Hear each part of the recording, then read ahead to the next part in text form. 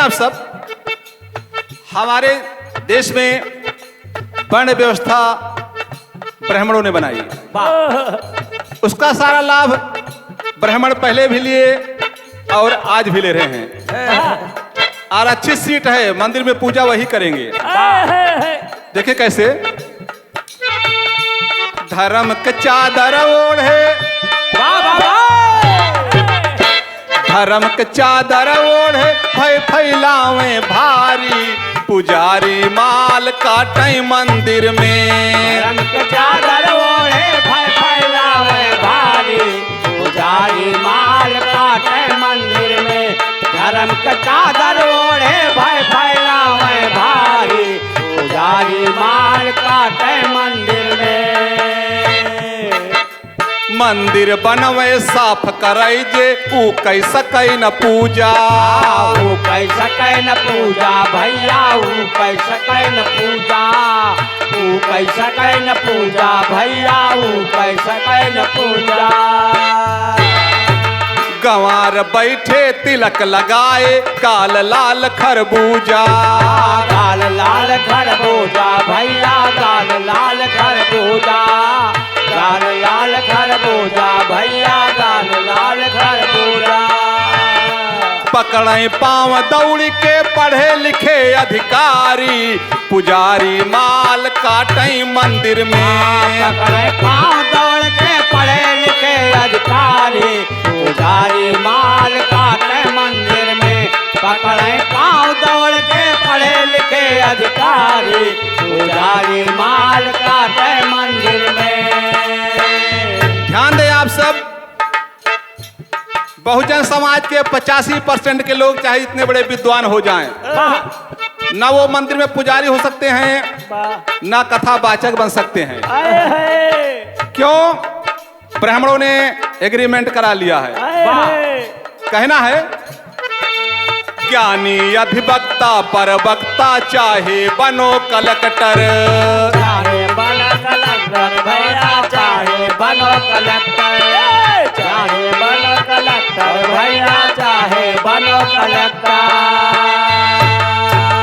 कथा नहीं तुम कह सकते हो, ब्राह्मण सबसे ऊपर, ब्राह्मण सबसे ऊपर भैया, ब्राह्मण सबसे ऊपर, ब्राह्मण सबसे ऊपर भैया, ब्राह्मण सबसे ऊपर। एग्रीमेंट कराए हो, एग्रीमेंट कराए अभिमानी व्यभिचारी, पुजारी माल काटे मंदिर में। एग्रीमेंट कराए अभिमानी व्यभिचारी, पुजारी माल काटे मंदिर में। एग्रीमेंट कराए अभिमानी व्यभिचारी, पुजारी माल काटे, पुजारी माल काटे, पुजारी माल काटे, पुजारी माल काटे। एग्रीमेंट कराए अभिमानी व्यभिचारी, पुजारी माल काटे मंदिर में। एग्रीमेंट कराए अभिमानी व्यभिचारी, पुजारी माल काटे मंदिर में। देखें आप सब,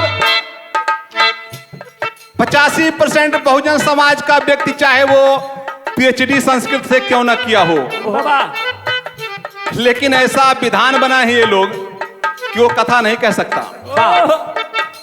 आप कलेक्टर हो जाएं, डीएम हो जाएं, एसपी हो जाएं, पत्रकार हो जाएं, सुप्रीम कोर्ट के जज हो जाएं, लेकिन एक अनपढ़ गंवार कक्षा 5 फेल आपको कथा सुनाता है, आप पैर छूते हैं उसका। कैसी विडंबना है ये। कथा कहना इनकी बाप की बपौती हो गई है। और देखें आप पब्लिक को कैसे मूर्ख बनाते हैं ये।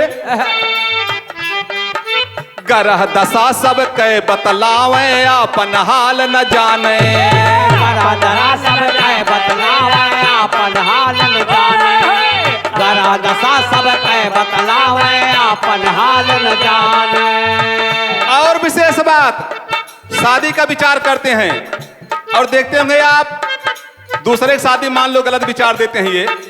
अपनी लड़की की, अपनी बहू की शादी क्यों गलत विचारते हैं? क्यों उनकी लड़की विधवा हो जाती है? क्यों विधवा होती है बहन उनकी? खरमा विधवा लड़की बैठी फिर भी मंत्र को माने।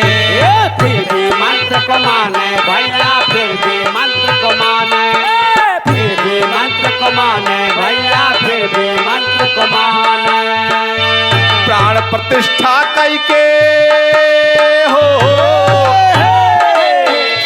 प्राण प्रतिष्ठा करके करते जय जयकारी, पुजारी माल काटे मंदिर में। प्राण प्रतिष्ठा करते करते जय जयकारी, पुजारी माल काटे मंदिर में। प्राण प्रतिष्ठा करते करते जय जयकारी, पुजारी माल काटे मंदिर में। समझने की जरूरत है।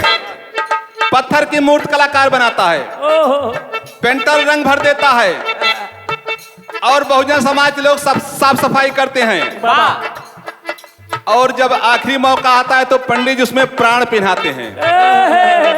मैं उन मनवादी ब्राह्मणवादियों से पूछना चाहता हूं कि अगर वो पत्थर में जान पिन्हा सकते हैं तो उनके माँ बाप, उनके लड़के, उनकी बहू, उनकी बहन बेटियां क्यों मर जाती हैं?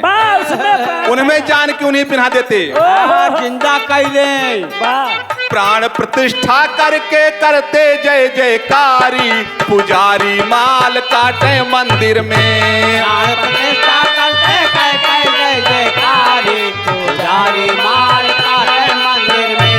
प्राण प्रतिष्ठा करते करते जय जयकारी, पुजारी माल काटे मंदिर में। आपके 10, 20, 50 रुपए के दक्षिणा से उनका लड़का विदेश में पढ़ता है, ऑक्सफोर्ड यूनिवर्सिटी में, लंदन में पढ़ेगा, और तुम्हारे लड़के को बताएंगे कांवर ढो, फूल चढ़ाओ, धर्म कार्य करो। तुम धर्म में लगे रहो, रबड़ी मलाई वो काटे। बहुजन के पैसे से, उनके दक्षिणा से उनका घर परिवार चल रहा है। मर्सिडीज जैगवार में घूम रहे हैं ब्राह्मण लोग कथा कह करके, उनकी बुकिंग लाखों रुपए में होती है। पढ़े विदेश में उनके लड़का तोहार ढुआई कांवर, तोहार ढोवे कांवर भैया, तोहार ढोवे कांवर, तोहार ढोवे कांवर भैया, तोहार ढोवे कांवर। शासन सत्ता उनके हाथे तोहरे आवै झांवर, तोहरे आवे झांवर भैया, तोहरे आवे झांवर, तोहरे आवे झांवर भैया, तोहरे आवे झांवर। कहते जय नारायण बहुजन के मतिया मारी, पुजारी माल काटे मंदिर में। जय नारायण बहुजन